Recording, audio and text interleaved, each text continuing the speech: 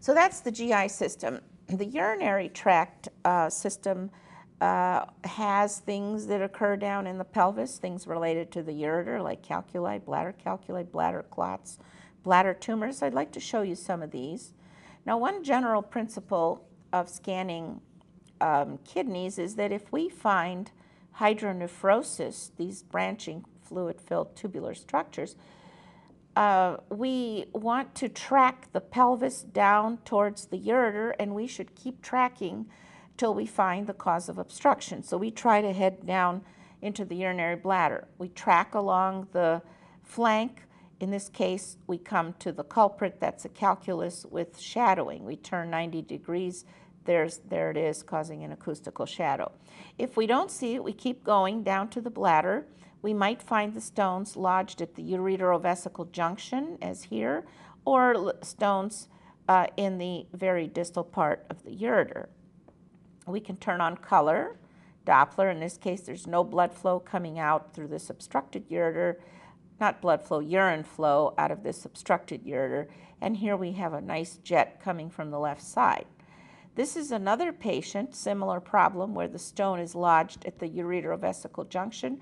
There is no jet coming from this area, and there's a beautiful geyser here seen in black and white coming out of the left ureteral orifice. So we know there's obstruction going on at the same time, and we have the obstructing calculus. Now, if we suspect that the symptoms direct us towards a possible distal ureteral calculus, transvaginal sonography is a very nice, sophisticated, elegant way of finding that calculus. And here it is. Here's the distal ureter with the shadowing calculus heading straight towards this collapsed urinary bladder on this vaginal scan. We turn on it. There it is, the stone. There's a little bit of the edematous mucosa around it. Here's another one, a little stone stuck at the ureterovesical junction. This is the collapsed urinary bladder. Here's another example with the shadowing. So that's a very nice way of demonstrating this. On the CT, you see the obstructing stone, but do you really have to give this patient 750 to 1,000 X-ray equivalent dose of radiation just to find that dot and just to figure out that that's the obstructing calculus? It seems to me that if it's a young woman and you can do this vaginally or with ultrasound, why not? Other cases where the stone is just about ready to pop into the urinary bladder, sometimes it even, the color can show you that it sort of sprays the urine all the way around that stone, and sometimes it can actually push it.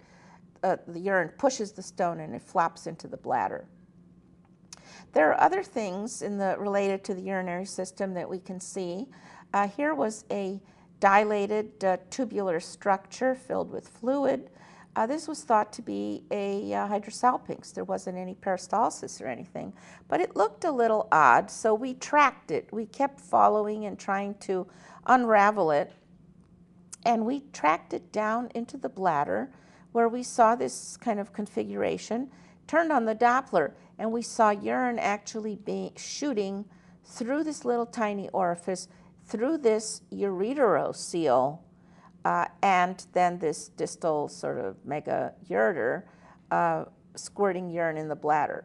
Here's another kind of a case where you have that dilated ureter. There's the little ureterocele bulging into the bladder. As we see here on CT, there's the ureterocele extending into the urinary bladder. Now, another thing that we always teach our sonographers is to, when they complete the transvaginal exam, look around, see if there's anything else going on. Take a peek at the urinary bladder. Is everything okay? I'm not saying to evaluate the bladder. I'm just saying to keep your eyes open for something that could be going on. And so they did one day on this 30-year-old lady who was pregnant for the first time. It's her first trimester scan. Everything was fine, little embryo inside the uterus. But when we took a peek at the bladder, something looked very irregular. So we started looking at that. There's her uterus, and here there is indeed a lobulated irregular mass within the urinary bladder. So we filled her bladder, and we did a transabdominal scan, and there it is, an irregular shaped mass stuck to the bladder wall. Cystoscopy did a removal. This is a transitional cell cancer in a young woman and a woman who's actually pregnant. We have several such cases that we've seen over the years, bladder cancers in first trimester pregnancies. Not that they're related, but just to warn you that this can happen in young women also. Now here's a woman at the opposite end of the spectrum in age. This is an 80-year-old lady who came in for postmenopausal bleeding. And you think of right away of endometrial cancer, so we're looking at her endometrium. Her endometrium was nice and thin. Her ovaries were normal. She had a normal postmenopausal uterus. But we peeked at the bladder, and we saw two very irregular areas. We did some more investigation, turned on the Doppler. We are proving here that there is internal blood flow in the mass. That means this mass is solid, because if it has blood flow, it's solid and it's not a blood clot. And our tracing has to include arterial flow. So she went on to have this proven to be bladder cancer. So what happened? Well, upon closer discussion with the patient, she had pinkish, when she wiped herself with toilet tissue, she had pinkish blood on the tissue, and she thought it was vaginal bleeding. It actually was hematuria.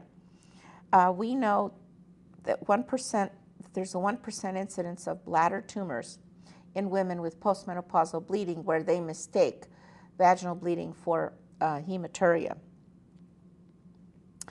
Now here's another patient. This one has a mass in the bladder, and the question comes up, is this a bladder tumor, or could it possibly be a blood clot? Well, if it moves, it's not going to be tumor. If it moves and it has no blood flow, that's extra support that it's not a tumor. So we start out supine, we see the mass, we roll the patient towards her right, the mass falls towards the right, then we turn her way over to the left, mass now falls towards the left. We have now proven that that is not a bladder cancer, that is a blood clot, and the color Doppler would confirm that. So we have stones that could occur in the bladder of various types. Here's a smaller one. This is a very large stone. This certainly couldn't be passed. This was almost 4 centimeters. It rocked and rolled. We call it rock and roll. We roll the patient and the rock falls side to side. Sometimes there's lots of stones for whatever reason in the bladder. We can see cystitis that manifests with wall thickening, sometimes so thick that we have pseudopolyp formation. We might see gas in the wall of the bladder. We moved the patient. This did not shift, so it's not intraluminal air or gas. It was actually stuck in the wall, and we have these very strong reverberations coming out of this region. This patient had emphysematous cystitis, which is gas in the wall. Usually these are diabetics. It's unusual to have them get to this type of examination, but anything can happen. We're prepared for it. There are vascular etiologies that we see in the pelvis. I'd like to talk about some of these. In the pelvis, when we see fluid-filled tubular structures, we would usually think of hydrosalpinx.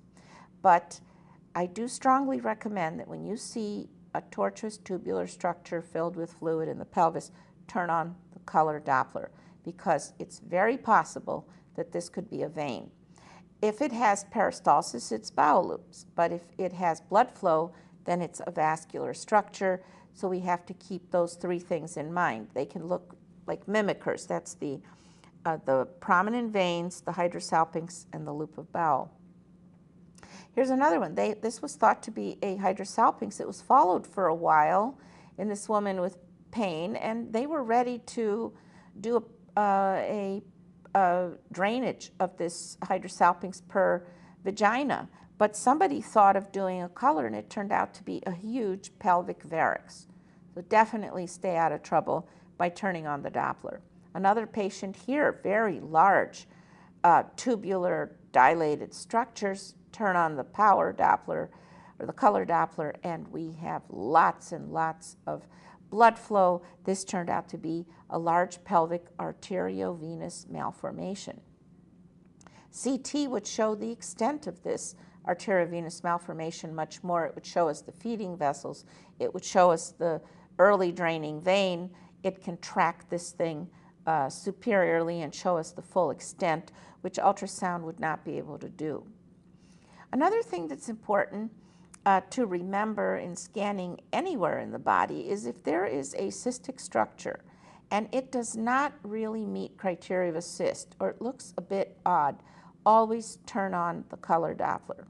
So here, this postmenopausal lady, here's her bladder, and in the left adnexa, there was a cystic mass. Now, if you're not careful, you may pass this off as some kind of ovarian cystic mass. Does she need surgery? But something's not right about it. It doesn't have a thin wall. It doesn't really have good sound transmission. Why does it have this thick, bright wall? It doesn't quite look like a cyst. So let's turn on the Doppler and see what's going on. And it is an iliac artery aneurysm. Certainly a gynecologist would not want to operate on an iliac artery aneurysm.